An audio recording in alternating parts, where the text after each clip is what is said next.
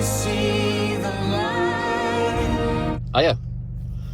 welcome back to the channel. So we are in the C1, as you can see, and we are in for another headlight bulb video. And recently I fitted a set of these Auxitos, but not H4, this takes H4, they were H7s to my BM, and I was impressed with them, so I got a set for the C1. Now currently we have got normal bulbs fitted, but previously I have had these bulbs fitted.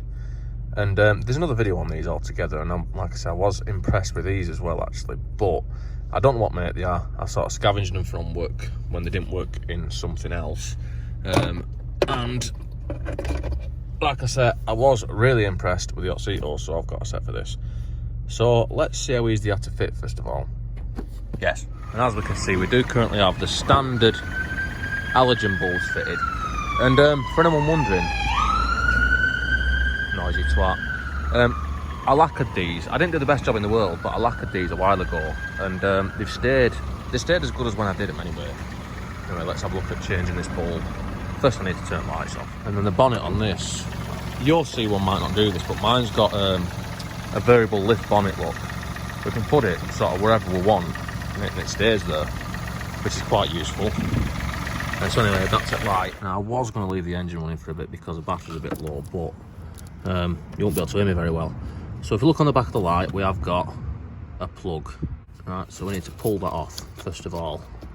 And sometimes when you're pulling this, you might actually pull the bulb out inadvertently, because sometimes the plugs get stuck on. We've got a rubber johnny, that comes off nice and easily. And then if we look inside there, don't know if you can see, but there's a little hook there. That hook is what holds that on. So if we push that in and then just push it to the side, like that, then that should release, and then the bulb is now out. And then I need to get the new ones out of here, which means I need to carefully open this. Now you might need a knife or something to open it easier than what I'm doing, but I haven't got an adult to help, so I've got to do it the hard way. And here's one I prepared earlier. I'm not sure why it's got some gloves in there, but it has. There's an instruction manual that we're not going to read because no one ever reads them. And then these are the bulbs. If we see, the fan is built inside, and this cannot be put in wrong. It can't be twisted, it can't be anything. That's just fitting where the old bulb fitted in. So let's go and see if it actually does. And now we are back at the headlight, and then this goes in the same way that the old one went in, and it should fit in so it can't be twisted. It fits into the lugs like so, and then this hooks in the same way as it did for the old one. So if you see that, that is now in. We've got a rubber johnny to put on, which might not actually fit on, but it appears that it actually does. How boring. And then the plug, well, that just goes on in the same manner. Make sure that's on properly. And as you can see, we've got nice wiring going to it. Let's go and see if it works. Yes. So yeah, it works. It does work. So what I'm going to do now is, I want to put the old bulb back in. I want to see what it's like with the old bulbs in the dark, and then I'll swap them over, and then we can compare them. Before I do that, I just want to mention something else. I've got it shining on my leg underneath me, you can't see it, but the beam looks like it's pretty good. We'll test that properly. But usually when I put LED lights in something, that's not when I have them like reflector lights, as you can see. I do get people saying, oh yeah, it'll dazzle oncoming motorists. Now, when I'm looking at this does not dazzle me at all, unless I go down really low until I'm in the actual beam pattern. So it shouldn't dazzle anyone, really. But let's go and test it. And this is what you can see with the standard bulbs. I mean, you can tell that they're on, just about. I mean, if I turn them off, it does make it a little bit worse, but they're not brilliant.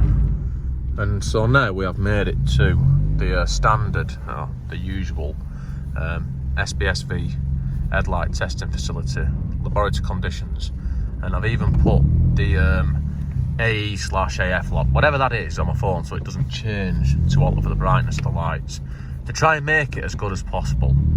So if we look at that, we can see that is the standard bulbs. So let's go and put an LED in one of them. And now I have an LED fitted to one side. Can you tell which side it is?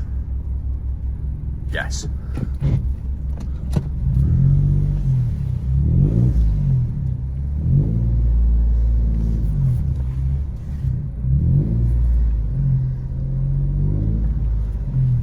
And I think even with one fitted, we can see where this is actually going. So let's put them both in.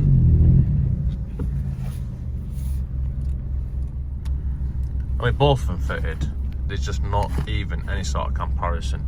And if you look at that, you can actually appreciate just how good the beam cut-off is.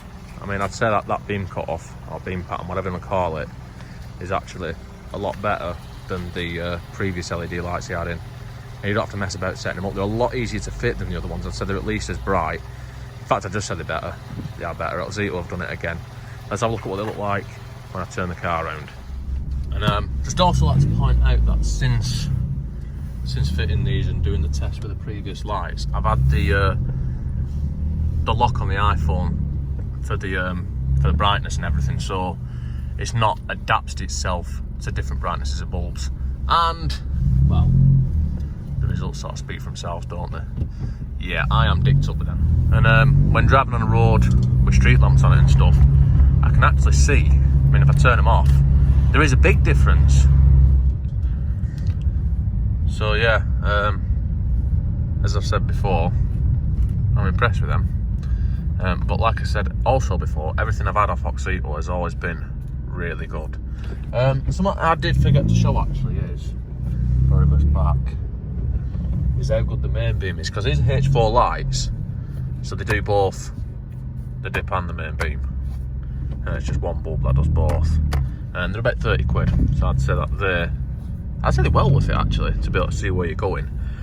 Also on one of these cars, Citroen C1, Aygo 107, and that there is no warning for that, you know, for bulbs being out or anything, so it doesn't do any error messages or anything like that, so you don't have to worry about that. Anyway, I think that's it for this one. Don't forget to like, comment, subscribe, all the usual shit, and I'll see you next time.